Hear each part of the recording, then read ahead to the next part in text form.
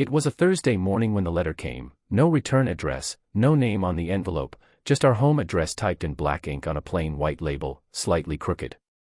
I didn't think much of it at first. I almost threw it away, thinking it was another local political flyer or some cheap real estate offer. God knows we get enough of those. But something about it, the weight maybe, or the weird stillness I felt holding it, made me slide my finger under the seal and open it right there at the kitchen counter. Inside was a single sheet of paper, standard white copy paper, folded once down the middle. No salutation. No explanation. Just 12 words, typed in a plain font. Your son is not your biological child. He was switched at birth. I stared at the sentence for a full 10 seconds before my brain could even register what I was reading. It didn't compute. Not at first. I thought maybe it was a joke, or some kind of scam, or one of those bizarre viral marketing stunts. I even checked the back of the paper for a logo or a link, but there was nothing. Just those 12 words. My hands started to sweat. I reread the sentence, once, twice, again. Then I called for my wife. Rachel. My voice cracked. Can you come here for a second? She was upstairs, probably still putting away the laundry or on one of her endless Zoom calls. I heard her steps on the stairs, quick and light, and then she appeared in the doorway of the kitchen, wiping her hands on a towel. What is it? She asked, eyeing the paper in my hands. I handed it to her without a word. She read it. I saw her mouth move as she silently traced each word. Then she looked at me. This is sick, she said. You think it's a prank? I asked. I don't know. Who would do something like this? She set the paper on the counter as though it was something contaminated, then picked it up again and held it to the light like there might be some hidden message only visible at a certain angle. We stood there for a long time, saying nothing. Our son, Ethan, was at school. He's 10 years old, going into 5th grade. We live in the suburbs outside of Portland, Oregon, a pretty typical, middle-class neighborhood. Quiet cul-de-sacs, families walking dogs, kids on scooters. Rachel works part-time from home as a marketing consultant. I run a small home renovation business. Life had been normal. Safe. That's the best word for it. Safe. Or so we thought. That night, after Ethan was asleep, we sat in bed and stared at the letter again. We'd gone through every possibility, ex-girlfriends, bitter relatives, high school bullies with too much time on their hands, but none of it made sense. No one we knew would go this far, and certainly not anonymously. And the thing that haunted us, the thing neither of us wanted to say out loud but both kept circling around, was the fact that Ethan had always looked a little different. I know that sounds horrible. And it's not something you ever admit to anyone, not even to yourself. But the truth is, Ethan has sandy hair and light hazel eyes, while Rachel and I are both dark-haired and dark-eyed. His nose is shaped a little differently, his jawline more angular than either of ours. We always chalked it up to recessive genes or something from the family tree we didn't fully understand. But now the seed had been planted, and it was growing. I want to do a DNA test, I said finally. Rachel looked at me sharply. What? No. We have to. We need to know if this is real. What if it's not? What if it's just some troll trying to screw with us? And what if it's not? She didn't answer right away. She picked at the seam of the duvet. Her face was pale, unreadable. I don't want to hurt him, she said, barely above a whisper. I don't want to turn him into some science experiment. He wouldn't even have to know. Not yet. She looked at me then, eyes wide, scared. And if it's true? Then what? I didn't have an answer. The next morning, I ordered a paternity test kit online. Overnight shipping. We swabbed Ethan's cheek while he was half asleep on Saturday morning, told him it was for a school science project. He didn't ask questions. He trusts us completely. That's the worst part of this, how much he trusts us. We sent the kit back the same day. The waiting was unbearable. Days stretched long and thin. Rachel couldn't sleep. She spent hours reading articles about DNA testing, hospital mix-ups, legal cases involving custody rights. I found her one night crying quietly in the bathroom, holding the baby book she made after Ethan was born. The one filled with pictures from the hospital, his wristband, his tiny footprints. "Do you remember the nurse with the mole?" she asked suddenly. "The one who wheeled him away for that hearing test?" I did. Vaguely. I hadn't thought about that day in years, but the image was there, flashes of fluorescent lights, the blur of exhausted faces, that moment when they took him away, even just for 20 minutes. I remembered feeling hollow then, too. 5 days later, the results came in. Positive, I was not Ethan's biological father. The paper might as well have been on fire in my hands. I read it over and over, hoping it would change if I just looked hard enough. Rachel was already crying before I could say anything. "We have to test me too," she said, wiping her eyes. "No," I said, the word tasting bitter. "We don't. We already know." She stared at me like I'd just slapped her. "He's not mine either," she asked. "I don't know. But it doesn't matter. We have to know for sure." We ordered the second test. This time, the wait felt even longer. Like we were suspended in time, stuck between the life we thought we had and some terrible alternate reality where none of it was real. A week later, the second test came back. Rachel was not Ethan's biological mother either. I don't remember what happened immediately after. I think I dropped the paper. I think she screamed. I remember our dog barking from downstairs. The world tilted. Our son, was not ours. He had been switched. The hospital. That was the only answer. Some kind of mistake. A horrific, unimaginable mistake. And someone out there, some family, had our biological child. And didn't know it. Or worse, maybe they did. That night, we lay in bed in silence, the space between us vast and cold. I reached for her hand, but she didn't move. "I can't breathe," she said. "I know." There was a long pause, then she whispered, "What if someone did this on purpose?" That thought chilled me to the bone. And then came the second letter. It arrived 2 days later. Same envelope. Same typed label. No return address. But this one had a name. A hospital. A date. And one line of text. "The truth is deeper than you think." I don't think I slept the night the second letter arrived. Maybe I closed my eyes for a few hours, but my mind didn't stop. It kept circling, looping through memories, moments, details that never seemed important until now. The way Ethan cried that first night in the hospital and how no nurse came right away. How they wheeled him out for a routine test and were gone longer than they said they would be. Little things. Scattered puzzle pieces I never thought to question. Rachel sat at the dining table with the second letter clutched between her fingers like it might vanish if she let it go. The name on it was typed at the top, bold and unmissable, St. Anne's Medical Center, followed by a date, June 8, 2014, the day Ethan was born. The line beneath it was short, vague, and cruel in its mystery. "The truth is deeper than you think." "What does that even mean?" she whispered. Her voice sounded thin, like someone else's. I didn't have an answer. But I knew one thing, I couldn't sit in this house another second pretending like any of this was normal. "We're going there," I said. "Tomorrow." Rachel blinked. "To the hospital?" "To St. Anne's. Someone out there knows what happened. And if they think they can just send anonymous letters and leave us in the dark, no. I won't let that happen." She didn't argue. Maybe because she was too numb, or maybe because a small part of her wanted the same thing I did, control. Answers. Something to hold on to in a world that had started to tilt under our feet. The next morning, we dropped Ethan off at school like nothing had changed, his backpack bouncing on his small shoulders, hair still messy from breakfast, smile easy and open. It felt like a betrayal to look him in the eyes. Like I was lying just by existing. But what could we say?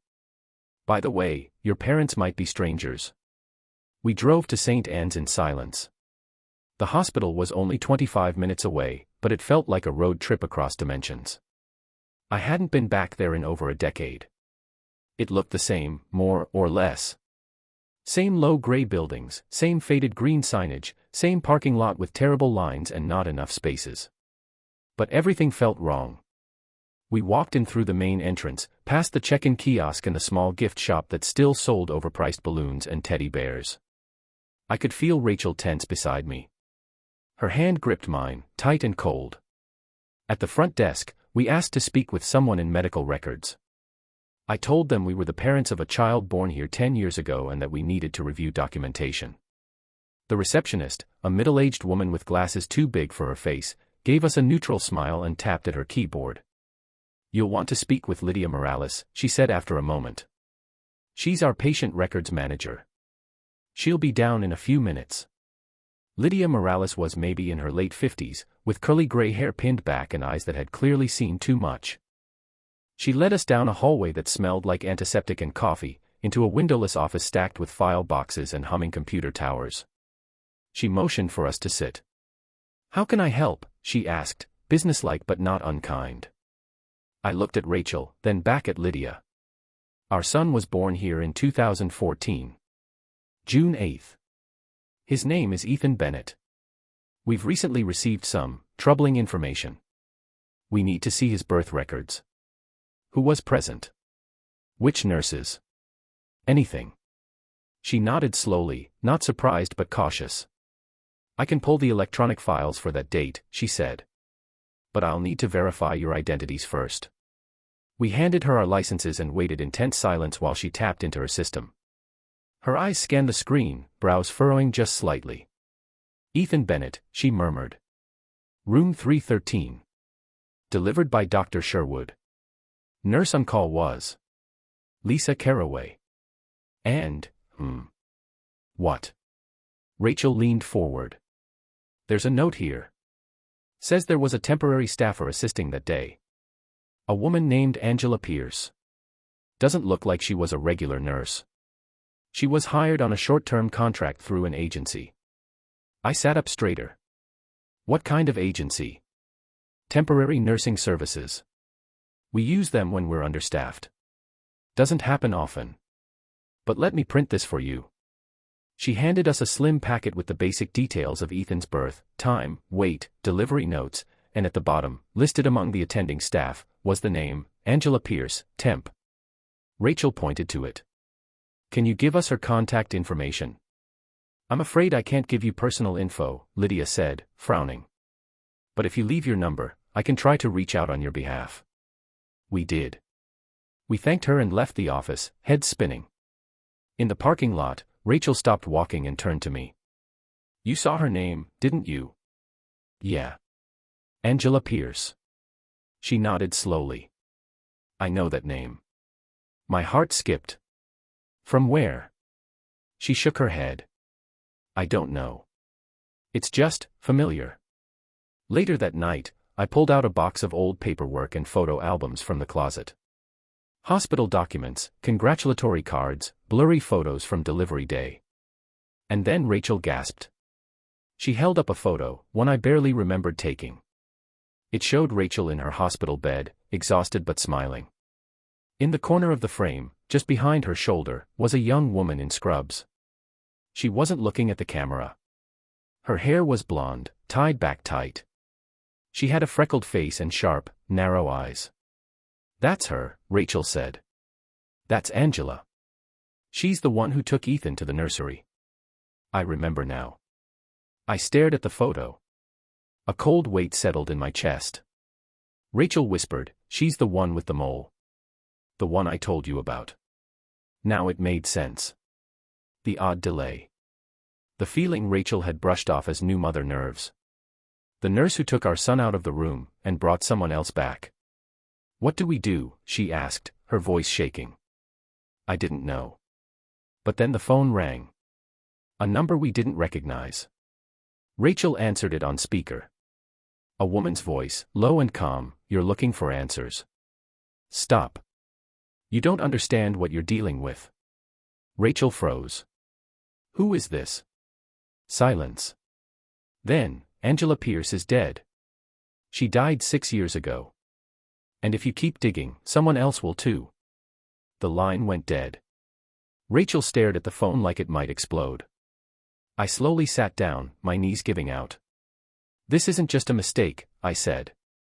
"No," she whispered. This was planned. When someone threatens your family, something primal kicks in. You stop thinking clearly. Your breath shortens, your muscles tighten, and suddenly the world feels smaller, like the walls are closing in. That's how I felt after the phone call. Like the floor had opened up beneath us and we were free-falling into something we never asked to be part of. Rachel didn't say anything for a long time after the line went dead. She just stood in the middle of the living room, clutching the phone to her chest like it could somehow protect her. "I want to go to the police," she said finally. And I wanted to agree, I did. But my gut told me no. "We don't even know what we'd tell them," I said. "That someone switched our baby 10 years ago and now a stranger is warning us to stop looking. You think they'll take that seriously without proof?" "But what if they're watching us?" she whispered. "What if Ethan?" "No," I said quickly. "We're not dragging him into this. Not until we have something solid. Something real." She sat down hard on the couch, burying her face in her hands. "I don't even know who I am right now." I didn't have the heart to say it out loud, but I was thinking the same thing. If Ethan wasn't ours, then who were we? Just two people living in a lie. We didn't sleep much that night. Every sound outside felt suspicious. A car passing too slowly. A neighbor's dog barking at 2 a.m. I stayed up in the hallway with the lights off, just watching Ethan's bedroom door. I told myself I was being paranoid, but that didn't stop me from holding the baseball bat I kept in the hall closet. The next morning, I called a guy I used to work with, Jesse Malone. He wasn't a private investigator, not officially, but he did freelance security and surveillance. Ex-cop. Got out of the force after his partner took a bribe and threw him under the bus. He knew how to ask the kinds of questions that didn't get answered on Google.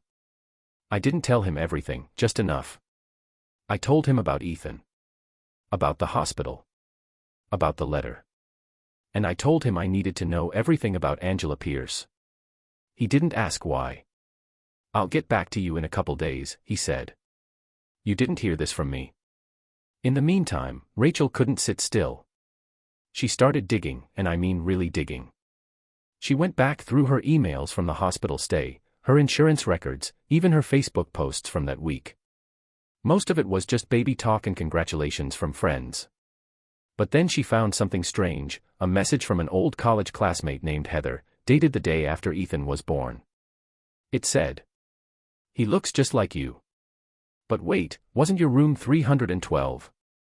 Or did they move you?" Rachel stared at the screen like she was seeing it for the first time.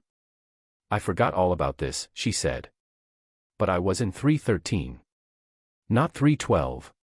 So what if Heather was in the room next door? What if she saw something?" It was a long shot, but we had nothing else. Rachel sent her a message. Heather replied less than 2 hours later. "OMG. I haven't thought about that place in forever. But yes, I was in 312. Remember how we joked about hearing each other's babies crying through the wall? Weird thing, I remember a nurse mix-up. One of them brought me the wrong baby that morning. I handed him back, of course. But I was so doped up I didn't really think much of it." "Why?" Rachel read the message out loud, then looked at me with wide eyes. "That's it," she said. "That's when it happened. Ethan wasn't supposed to be ours. And they gave him to me anyway." I felt like I was going to be sick. We messaged Heather again and asked if she'd be willing to talk. She said yes, and we set up a Zoom call for that night, after Ethan went to bed. Heather was older than I remembered her from the wedding photos Rachel had shown me years ago. Her hair was shorter now, and there were faint lines around her eyes. But she was warm, open, and curious. "This is so surreal," she said. "I mean, I remember it now. This nurse walked in, gave me a baby, and I just held him for a few minutes. But he didn't have the right tag. So I rang the call button and asked about it. They were super apologetic, said it was a new staffer, blah blah. But now," she shook her head. "You really think your baby was switched?" Rachel's voice was tight. "We don't think. We know." Heather's eyes widened. "Jesus. That's God. I don't even know what to say." "Do you remember the nurse?" I asked. Anything about her? Heather leaned back, thinking. She was young. Blonde. Freckles. Kinda twitchy, honestly. Didn't make eye contact. I remember that. Rachel showed her the photo, the one from the hospital room with the woman in the corner. Heather squinted at the screen, then nodded slowly. Yeah. That's her. Angela Pierce. A name from a birth certificate. A face from a photo. A ghost from 10 years ago who had somehow resurfaced just long enough to disappear again. That same night, Jesse called back. I found her, he said. Or what's left of her. My stomach dropped. She's really dead. Died in 2019.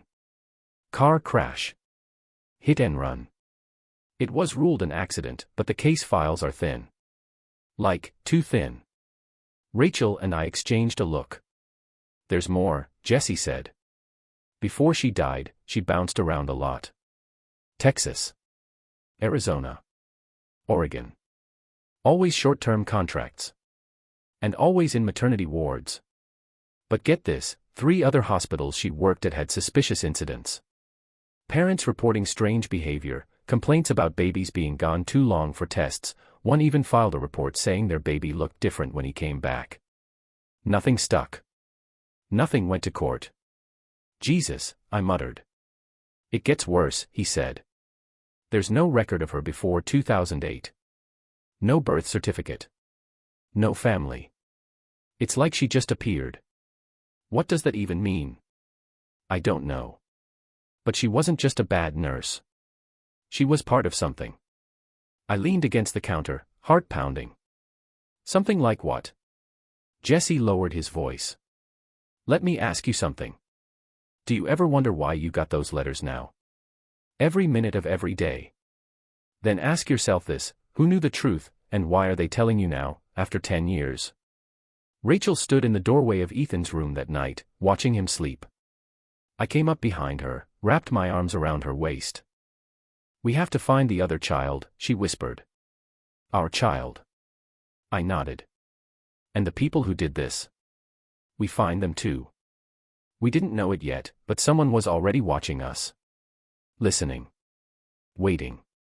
And soon, another message would arrive, this time not in a letter, but in person. It happened on a Wednesday.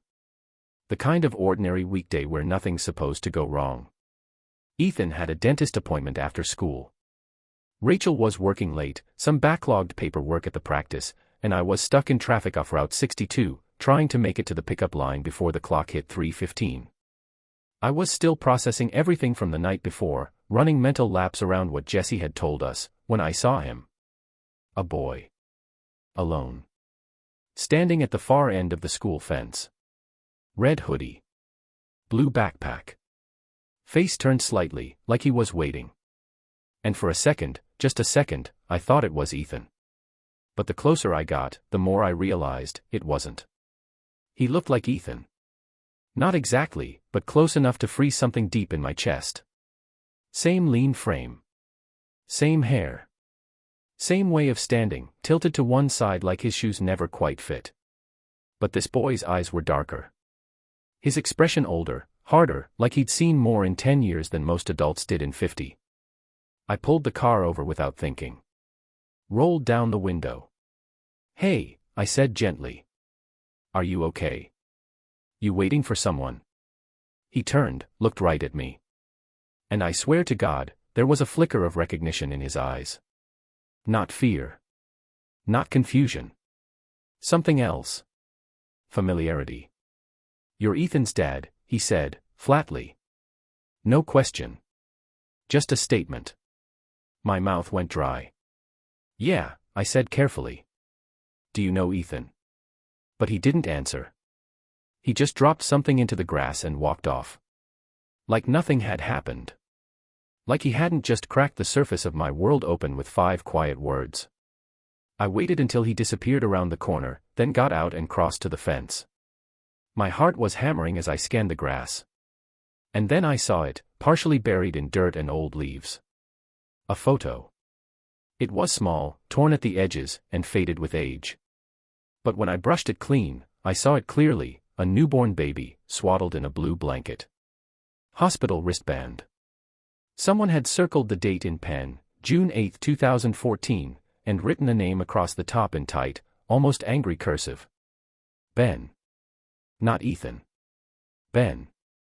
I didn't tell Rachel right away. I don't know why, maybe I was afraid of how it would hit her. Or maybe I was afraid of saying it out loud, like that would make it real. I kept the photo in my wallet and pretended everything was normal. That night, we ordered Thai food and watched a rerun of Law and Order while Ethan played on his Switch. Rachel kept glancing at him, like she was trying to memorize the angles of his face. I can't stop thinking about that other family, she said softly.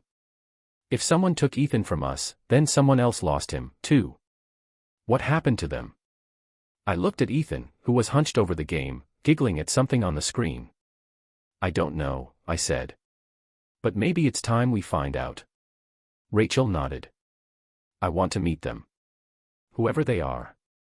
Assuming they want to be found. Rachel looked at me with something like fire in her eyes.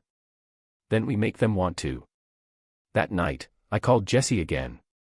Told you someone was watching, he said when I described the boy. Do you think it was the other kid? Could be. Fits the timeline. But why show himself now? That's what I want you to find out. He agreed to run a facial recognition search from the school's security footage, something about accessing traffic cams and piecing together school databases. It all sounded illegal, but I didn't care. Jesse wasn't the type to play by the rules, and that was exactly what we needed now. While Jesse worked, Rachel dove into birth records. She cross-referenced all deliveries at St. Anne's on June 8, 2014. There were only 4. One was us. One was a C-section at 1 a.m. Another was a stillbirth. And the last, delivered just 10 minutes after Ethan, was listed under the name Maggie Hollis. We both stared at the name on the screen. You know it? I asked. Rachel nodded slowly. She was in my birthing class. 2 rows in front of me. She was quiet. Alone most of the time. I think the father skipped out. Maggie Hollis, I repeated. That's got to be the other mom. We searched her on Facebook. Found a page, barely active, but still up. No recent posts. The last update was from 3 years ago, a picture of a boy on his first day of 2nd grade. He wore a red hoodie. Rachel stared at the photo, her hand covering her mouth. That's him, she whispered. That's the boy from school. And suddenly it all fit. The resemblance. The familiarity. He wasn't just some random kid. He was ours. Our son. Ben. The boy we were supposed to take home 10 years ago. The next day, Jesse called back. I found Maggie Hollis, he said. She's living 2 towns over. Works at a hardware store off Route 28. Single mom. No priors. No known relatives. Is the boy with her? Yeah. Name's Ben Hollis. School files list him as gifted, behavioral notes flagged for aggression, occasional therapy referrals. I closed my eyes. It was too much. Want me to reach out? Jesse asked. No, I said quietly. We'll do it ourselves. Rachel and I didn't tell Ethan the real reason for the drive. We said we were going to pick something up, just the 2 of us. He stayed with my sister for the afternoon. We didn't know what we were walking into, and we didn't want to risk him getting caught in the crossfire. Maggie's house was a small, run-down ranch at the edge of town. Faded siding. A swing in the front yard with 1 broken chain. The driveway was empty, the curtains drawn. We stood on the porch for a long time before Rachel finally knocked. Nothing. Then again. Still nothing. We turned to leave, heart sinking, when we heard the click of the lock behind us. The door creaked open just a few inches. And there she was. Older now. Tired. Eyes sharp and wary. Maggie. She looked at us like she'd been expecting this for years. You're here, she said. Not a question. A fact. Rachel stepped forward. We need to talk. Maggie hesitated, then opened the door wider. Come in. The inside of the house was sparse. Clean but quiet. The kind of quiet that holds its breath. We sat at the small kitchen table while Maggie made coffee without asking if we wanted any. Finally, she spoke. I wondered how long it would take you. Rachel leaned in. You knew. Maggie didn't blink. Not at first. But I figured it out. I always knew something wasn't right. Ben, he never looked like me. Never acted like me. And then one day, I saw a photo of Ethan on the local news. School award. Something in my gut said, that's my kid. Why didn't you come to us? I asked. Because I was afraid, she said quietly. And because someone told me not to. Who? Rachel asked. Maggie looked at us, eyes flicking to the window like she wasn't sure we were truly alone. And then, just as she opened her mouth to speak, there was a knock at the door. 3 sharp taps. The color drained from Maggie's face. She stood slowly, lips trembling. They found us, she whispered. It's amazing how fast the body can shift from calm to panic. One knock on the door, and Maggie's whole demeanor collapsed. Her hand froze on the doorknob.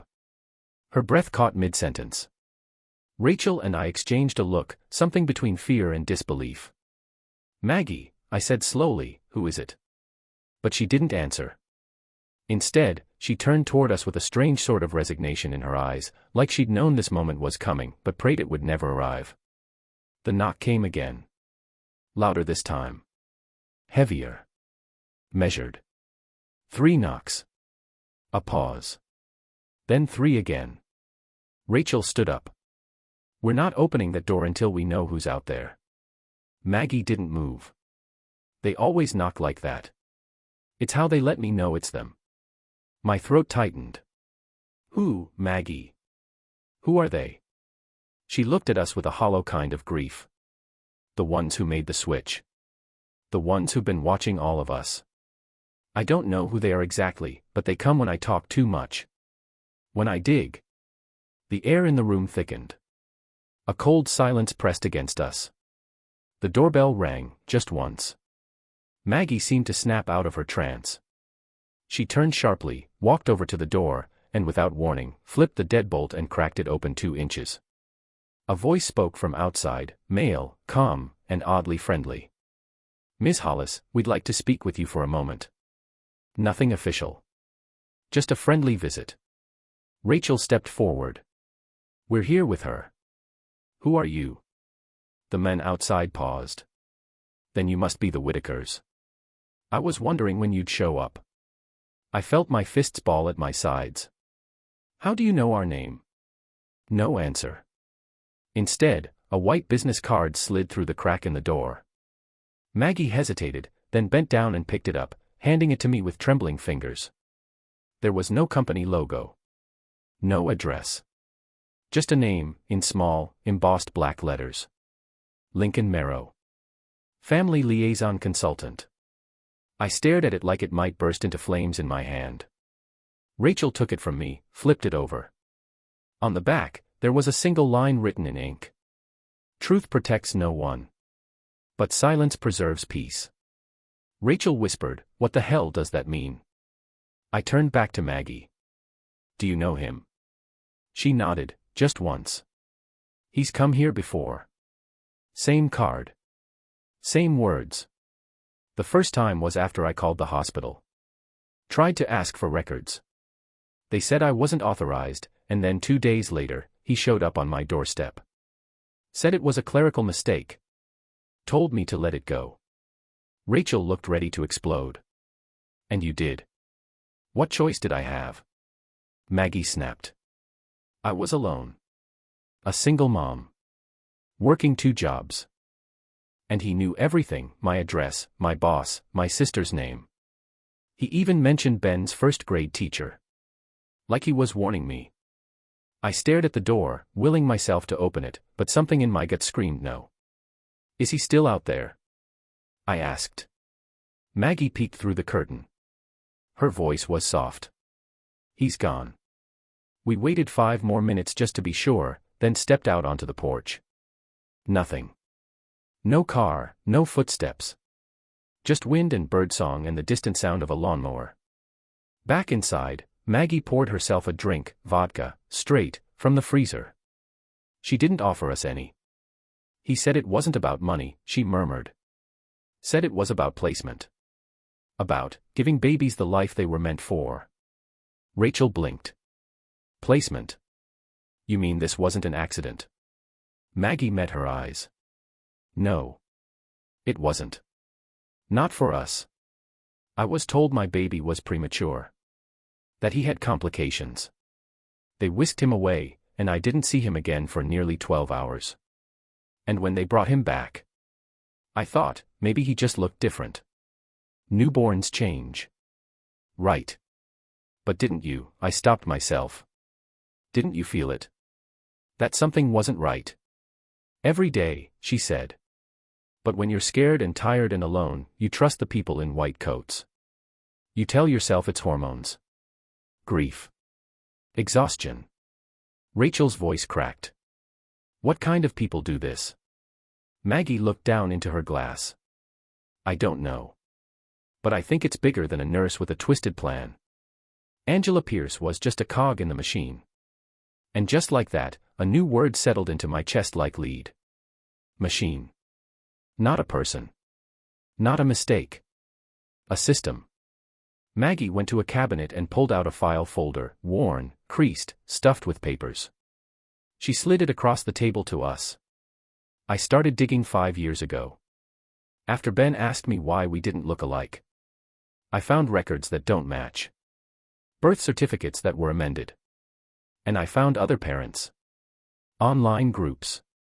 Private forums. All of them with the same pattern. Rachel opened the folder, flipping through pages, photocopies of hospital rosters, anonymous posts, even grainy photos of babies in NICU cribs. It was overwhelming. How many? I asked. How many families?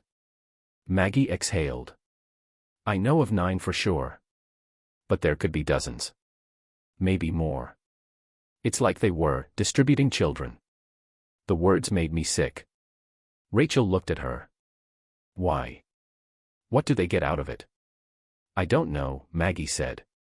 Some think it's about eugenics. Others think it's private adoption rings, money laundering through foster systems, even blackmail. I stopped digging when they showed up the second time. We sat in silence, the horror of it all settling over us like fog. I looked at Maggie. We need to talk to Ben. She flinched. No. He doesn't know. Rachel reached across the table. He has to know.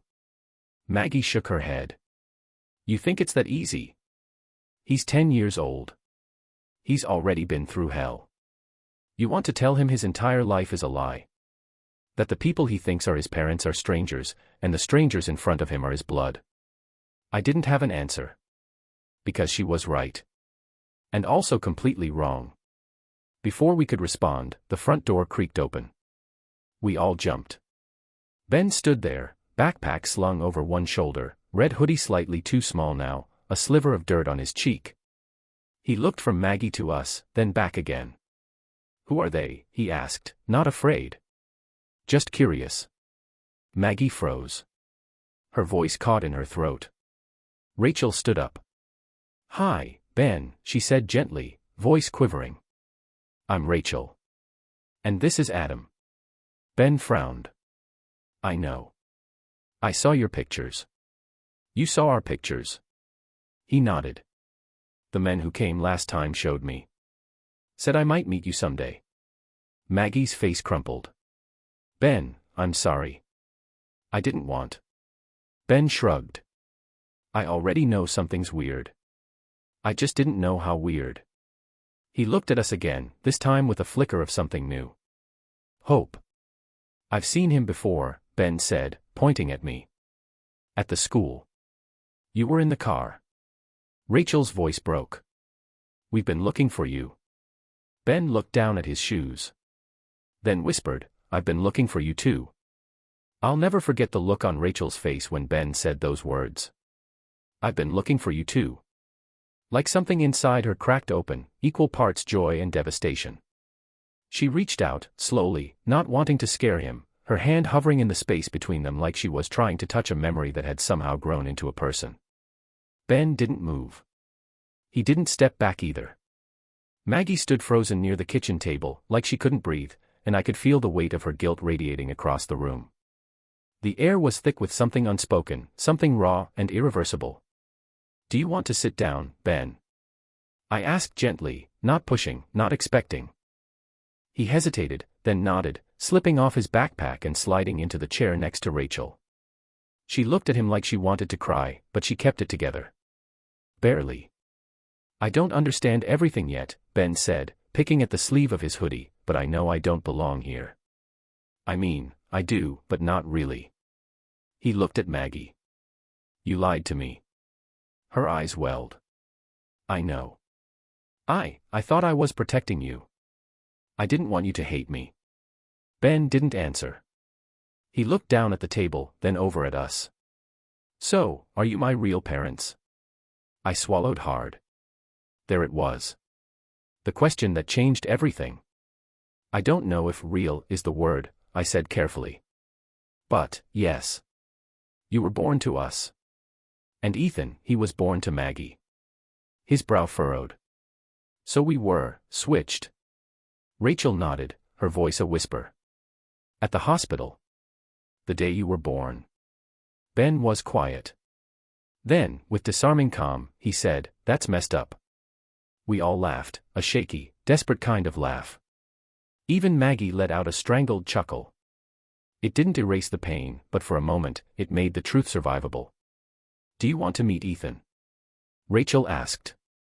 Ben tilted his head. "I saw him once. At a science fair. We both built volcanoes. His exploded better than mine." He smirked a little. "He's kind of a nerd." "Yeah," I said. "He gets that from his mom." Rachel elbowed me, and it was like we all forgot for just a second that the world had collapsed beneath our feet. But the cracks were still there. And they were growing. The days that followed were a blur. Long talks, quiet dinners, hushed arguments behind closed doors. We didn't tell Ethan right away. We needed to be sure, emotionally, legally. Jesse dug deeper, and what he found wasn't just disturbing. It was dangerous. "There's a name that keeps popping up," he said on the phone. "A private foundation, the Wellwood Initiative. Sounds like a think tank, but they've got deep ties to medical facilities across the state, including St. Anne's. They fund neonatal studies, pediatric programs, and they have a long history of sealed litigation." "What kind of litigation?" "Wrongful adoption suits.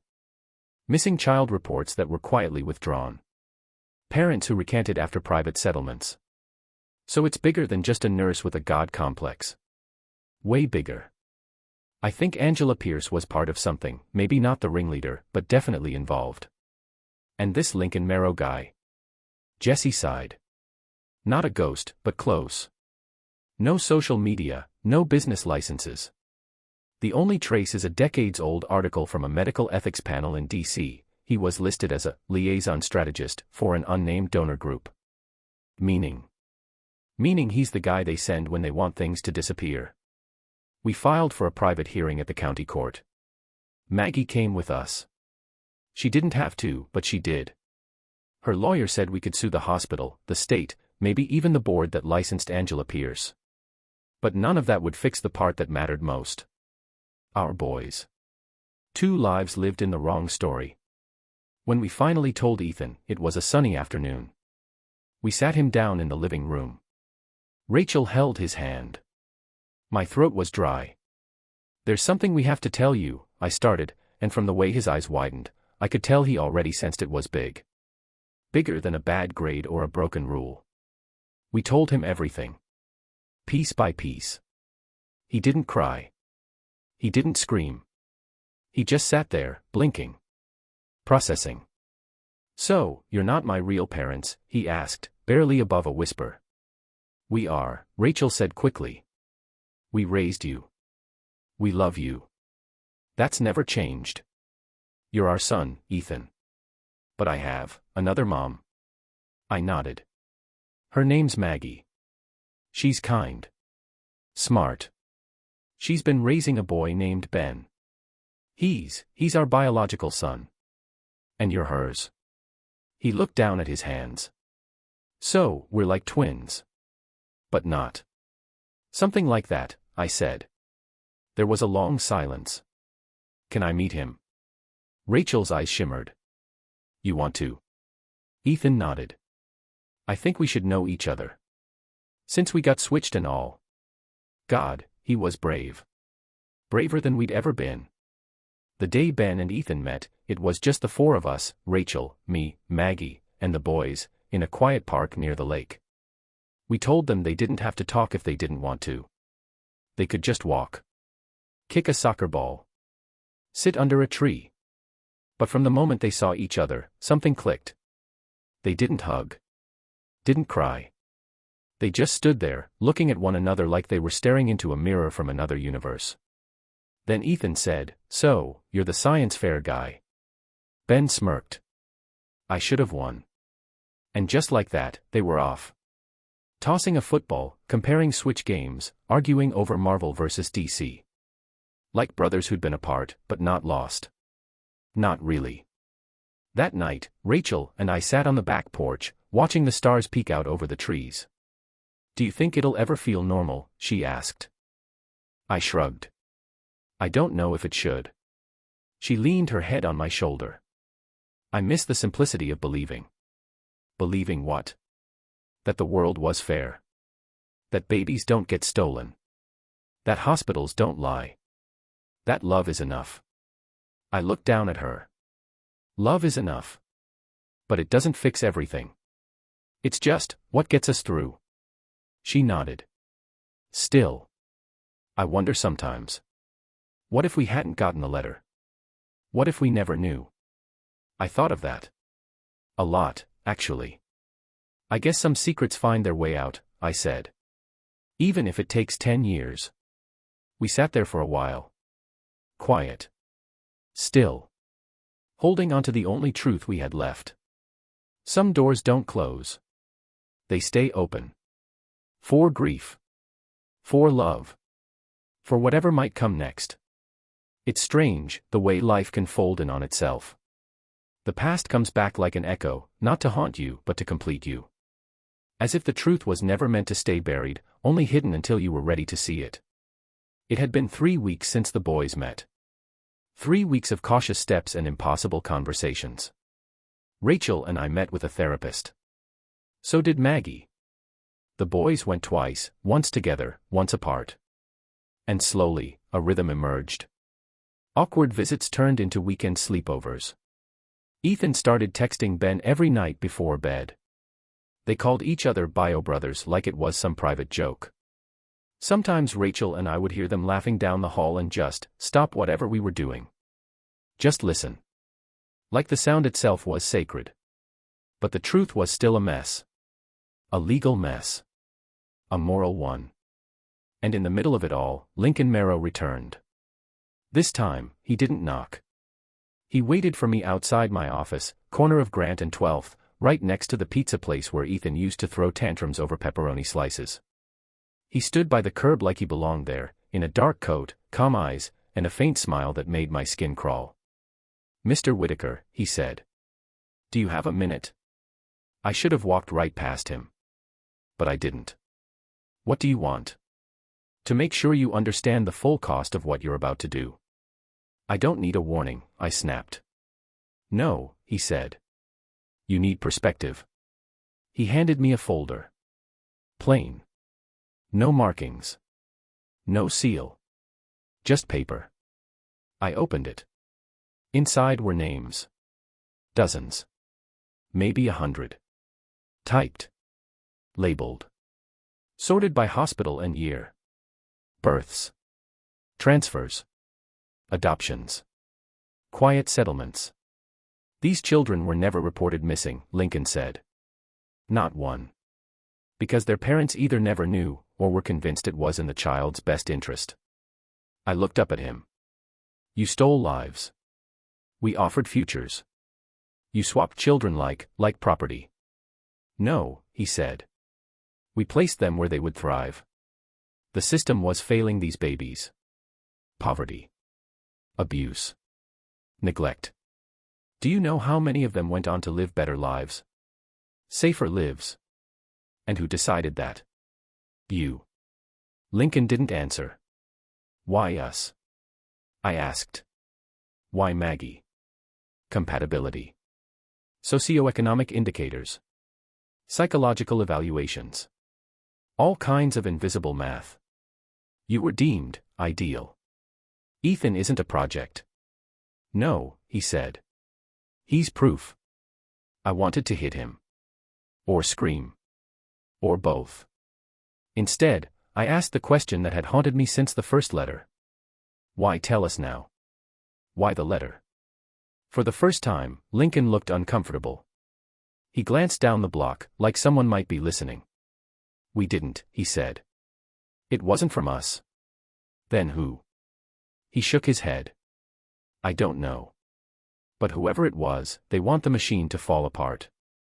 I handed the folder back. You're going to prison, I said. Maybe not today, but this ends.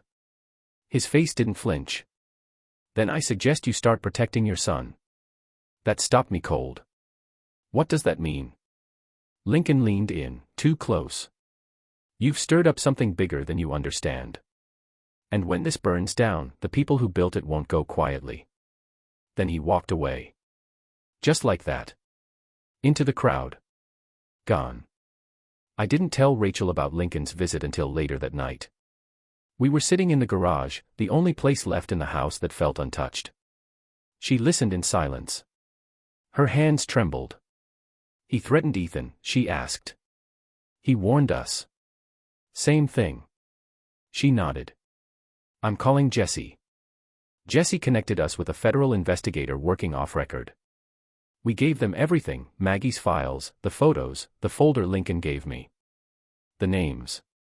The lawsuits. We told the whole truth. But what we didn't expect was who came forward next. Angela Pierce. She called Maggie from a blocked number. Said she wanted to meet. Said she was done hiding. So we met her, in a rented motel room 30 miles from town. Cheap curtains. Plastic coffee cups. The kind of place where stories end badly. But she was different. Older. Fragile. Eyes ringed with guilt. I didn't know at first, she said. They trained us to follow orders. Special protocols. They said it was research. That it was consented to. I believed them. Rachel stared at her. You told Maggie her baby had complications. That was a lie. Angela nodded. Yes. Why? I asked. Because they threatened to cut off my brother's treatment if I didn't cooperate. He was dying. No insurance. I made a deal. Maggie's voice was a whisper. You destroyed our lives. I know, Angela said, weeping. I have nightmares about you. About both boys. I kept records. Hidden copies. I'll give them to the authorities. I'll testify. Why now? I asked. Angela wiped her nose. Because someone sent me a letter, too. We stared. She opened her purse and pulled it out, a near-exact copy of the one we'd received. Same handwriting. Same message. Same envelope. I don't know who sent it, she said. But it made me realize I couldn't live with this anymore. Rachel leaned forward. You think someone's trying to expose the whole thing? Angela nodded. I think someone inside wants redemption. We gave the second letter to the FBI. They brought Angela in under protection. A month later, a federal task force opened an investigation into the Wellwood Initiative. Subpoenas were issued. Files seized. Multiple arrests followed. Not just at St. Anne's, but in 3 other states. Names came out. Donors. Doctors. Board members. The machine was dying. Slowly. Publicly. And we were no longer afraid. The boys stood beside each other in court that spring, both in button-down shirts, slightly wrinkled, both nervous, but proud. The judge approved the amended birth certificates and granted shared custody with Maggie, an unconventional arrangement, but one that felt right. Because how do you unweave a life? You don't. You make space. Maggie moved to a house just a few blocks away. Smaller, with creaky floors and a garden Ethan helped plant. We do dinners together now. Holidays. Ben plays on Ethan's soccer team. They argue like brothers, laugh like best friends, and sometimes sit side by side without saying a word, two souls reunited by a truth that never should have been lost. There are still questions. Still therapy appointments. Still moments where I wake up and feel like it's all been a fever dream. But then I hear Ethan's voice downstairs.